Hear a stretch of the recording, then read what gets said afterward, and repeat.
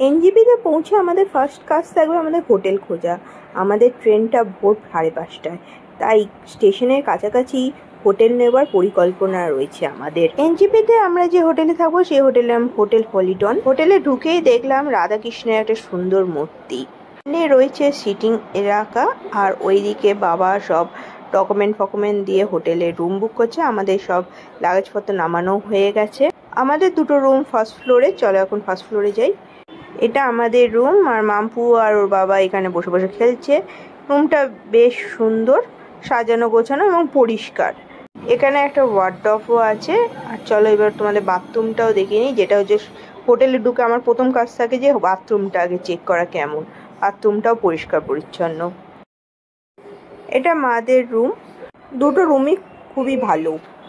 রাত হয়েছে আর মাম্পুর ঘুমানোর নাম নেই। ভাই টিভি দেখছে বলে দেখো, তাতে রিমোট কেড়ে নেবে, সে টিভি দেখবে।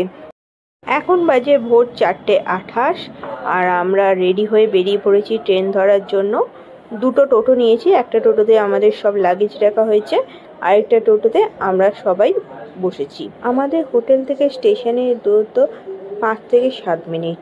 আমরা কলকাতা থেকে নিউ জলপাইগুড়িতে এসেছিলাম বন্দে ভারতে, আর যাওয়ার সময় যাচ্ছি হচ্ছে শতাব্দী এক্সপ্রেসে। আমরা স্টেশনে পৌঁছে একটা কুলি হায়ার করে নিয়েছিলাম, কারণ আমাদের সঙ্গে প্রচুর লাগেজ ছিল। আমাদের ট্রেনটা দিচ্ছে 1 নম্বর প্ল্যাটফর্মে। স্টেশনের এই ঢোকার মুখ থেকে 1 নম্বর প্ল্যাটফর্মটা অনেকটাই। এই আমরা স্টেশনে ঢুকছি আর এখন 4:40 বাজে। এনজেপি স্টেশনে ভোরবেলা প্রচুর ট্রেন দেখছি ঢুকছে আর বেরোচ্ছে। প্ল্যাটফর্মে পৌঁছে দেখলাম পাশের প্ল্যাটফর্মে বন্দে ভারত এক্সপ্রেস দাঁড়িয়ে আছে। সেটা কলকাতায় যাবে না, অন্য কোথাও যাবে। আর আমাদের শতাব্দী এক্সপ্রেস এই ঢুকছে। আমরা ট্রেনে উঠে পড়েছি আর লাগেজ ফাগেজ সব রাখা হয়ে গেছে। একটা এক্সিকিউটিভ চেয়ার কাটে আমরা যাচ্ছি শতাব্দী এক্সপ্রেসে। পাশাপাশি দুটো করে সিট পেয়েছি আর একটা পেছনের সিট পেয়েছি। এখন ঘড়িতে 5:30 বাজে আর আমাদের ট্রেন এদিকে ছেড়েও দিয়েছে।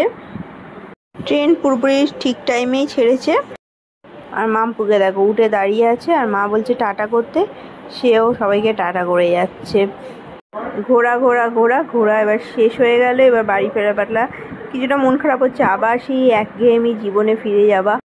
বাড়ি ফেরা মানেই তো শুরু হয়ে যাবে আবার 10টা 5টা ডিউটি। ট্রেন ছাড়া কিছুক্ষণের মধ্যেই বিসলারি ওয়াটার প্রোভাইড করা শুরু হয়ে গেছে।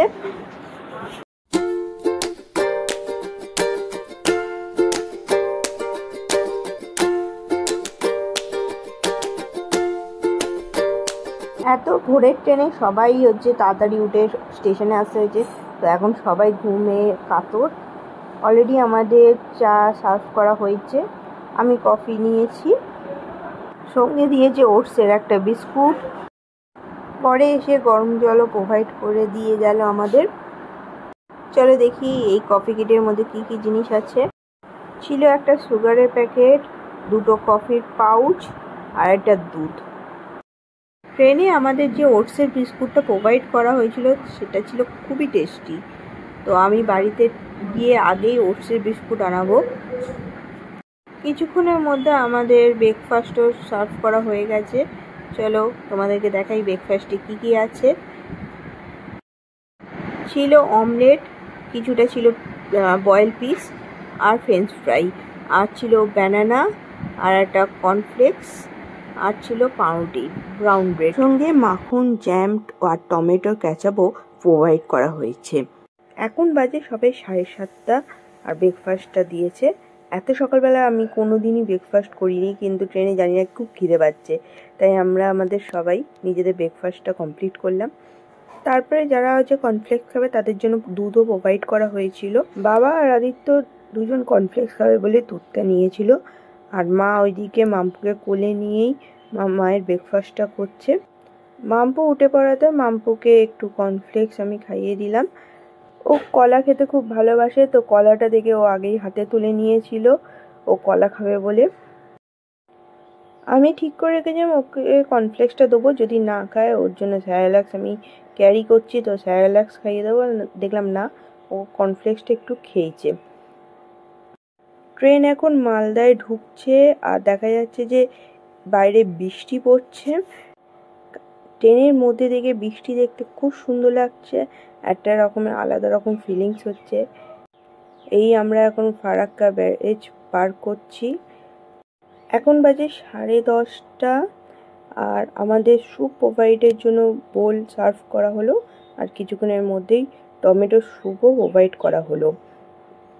শতাব্দী এক্সপ্রেসে তো দেখলাম একটার পর একটা খাবার দিতেই থাকছে। বন্দে ভারতে স্যুপ প্রোভাইড করা হয়নি আমাদের, কিন্তু হচ্ছে টি, কফি বা হচ্ছে ব্রেকফাস্ট সব কিছুই ছিল। আর এখানে এক্সট্রা হচ্ছে আমাদের স্যুপ প্রোভাইড করা হলো। বাবা মোবাইলে কার্টুন ভিডিও চালিয়ে দিয়েছে আর বসে বসে মাম্পু সেগুলো দেখছে। 12টার মধ্যে আমাদের লাঞ্চও প্রোভাইড করা হয়ে গেছিল। চলো দেখি আজকে লাঞ্চে কি আছে। ভাত ছিল, ডাল ছিল, চিকেন ছিল, একটা ভাজি ছিল, রুটি ছিল আর টক দই ছিল। পুরো একই খাবার দেওয়া হয়েছিল আমাদের আসার সময় বন্দে ভারতে। শুধু এখানে টক দই আমাদের দেওয়া হয়েছিল, কিন্তু আসার সময় বন্দে ভারতে আমাদের মিষ্টি দই দেওয়া হয়েছিল। এখন ট্রেন বর্ধমানের ওপর দিয়ে চলছে আর এখানে তো প্রচুর বৃষ্টি হচ্ছে। এতটাই বৃষ্টি হচ্ছে যে জানলা দিয়ে আর দূরে কিছুই দেখা যাচ্ছে না। জাস্ট নামার কিছুক্ষণ আগে আমাদের আইসক্রিম দেওয়া হলো, আমুলের আইসক্রিম। এটা ছিল ভ্যানিলা ফ্লেভারের। একই আইসক্রিম আমাদের বন্দে ভারতেও দেওয়া হয়েছিল। যাওয়ার সময় ঘুরতে যাচ্ছি বলে আর আইসক্রিম খাইনি, কারণ ঠান্ডা লেগে যাওয়ার ভয় ছিল, কিন্তু আসার সময় আমি আইসক্রিমটা এনজয় করে খেলাম। এখন বাজে 1:30 আর ট্রেন পুরো অন টাইমে হাওড়া স্টেশনে ঢুকছে। আমরা সব লাগেজ ফাগেজ নামিয়ে নিয়েছি, সঙ্গে প্রচুর লাগেজ ছিল, তাই সব কিছু দেখে শুনে আগেই নামিয়ে নিয়েছি। প্ল্যাটফর্ম এখনও পাইনি, আস্তে আস্তে ট্রেনটাই চলছে।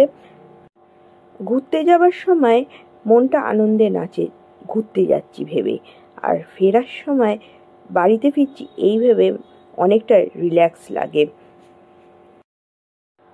এই স্টেশনে যতবার আসি না কেন ততবার দেখি এখানে মানুষ একটুও কমে না। সকালবেলাও যেরকম ভিড়, দুপুরবেলাও সেরকম ভিড়, রাত্রিরেও সেরকম ভিড়। আমরা এই স্টেশন থেকে বেরিয়ে গেলাম আর একটা টাটা সুমো বুক করলাম। বেরিয়ে লাগেজ ফাগেজ সব টাটা সুমোয় গুছিয়ে দিয়ে এবার বাড়ির দিকে রওনা দিলাম। রাস্তায় আমরা সেরকম জ্যামজট না পাওয়াতে খুব তাড়াতাড়ি আমরা বাড়ি পৌঁছে গেছি। এখন সব লাগেজ ফাগেজ নামানো হচ্ছে। বাড়িতে ফিরে সবাই একটু রেস্ট নিয়েছি। এখন বাজে সন্ধ্যে 6টা আর মাম্পু ঘুম থেকে উঠে বদমাইশি শুরু করে দিয়েছে। ওর লাগেজের ওপর উঠে ঘুরবে আর আদিত্যকে নিয়ে ঘোরাচ্ছে। লাগেজটাই ওর গাড়ি, কি মজা ওর। আজকের ভিডিও এইটুকুই। ভালো লাগলে লাইক, শেয়ার অ্যান্ড সাবস্ক্রাইব করতে ভুলো না। সকলে ভালো থেকো, সুস্থ থেকো আর সকলকে ভালো রেখো। Tata, by.